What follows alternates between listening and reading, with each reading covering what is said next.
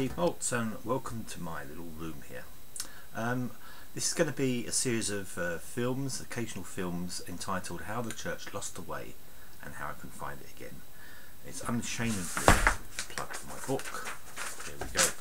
And what I'll be doing is giving you little 5-minute films exploring different areas that the book covers, and I'm sure you're going to find it an interesting journey, so please keep watching and come back to me if you have any questions. There'll be an email address at the end.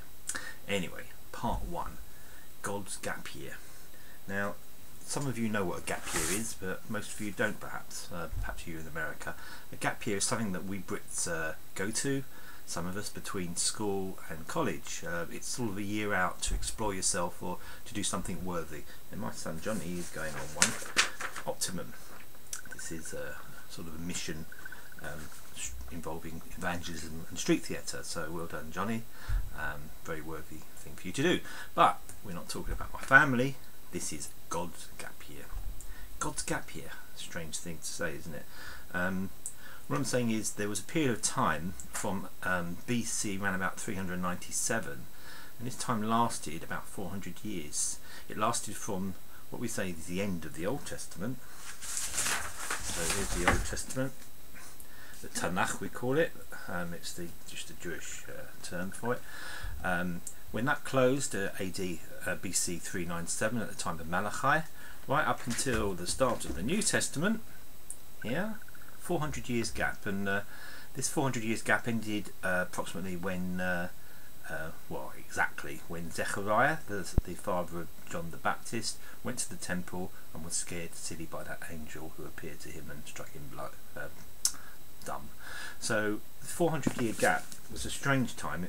God seemed to be silent. There were no prophecies, there were no prophets, there was no scripture. Everything seemed to be silent. And what did happen in that period? Well, something very important happened. It was almost like history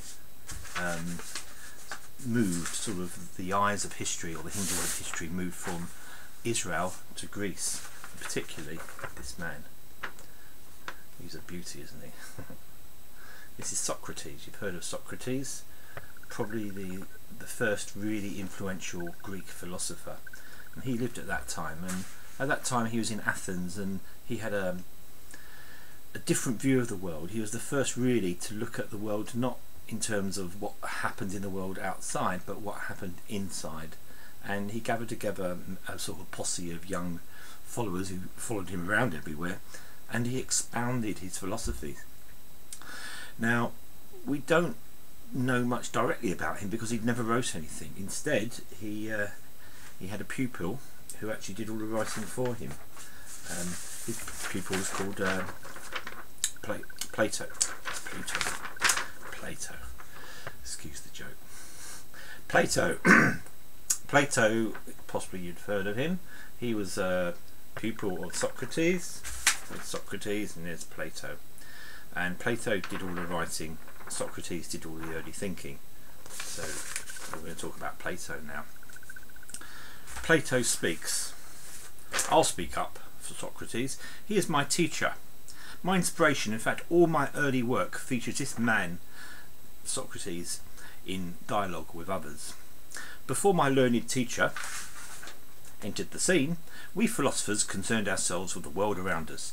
Is the world made up of air, earth, fire and water, or are there smaller building blocks?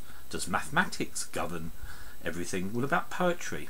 Well, Socrates changed all that. What he did was taught us to look within at our moral beings and what makes us tick. Okay, Socrates may have said these things, but it was Plato who affected the world. He changed the world. He never realised it, but his ideas would become almost as influential as Jesus. Bad picture, but you know, you get the point. Plato never realised it, but his ideas became almost as influential as Jesus in the development of Western Christianity. This is a big subject, and I'll be talking more about this next time. So until then, see you. Bye.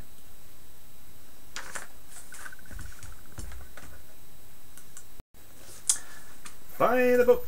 There's plenty more where this came from, how the church lost the way and how it can find it again. Available now at all good retailers or over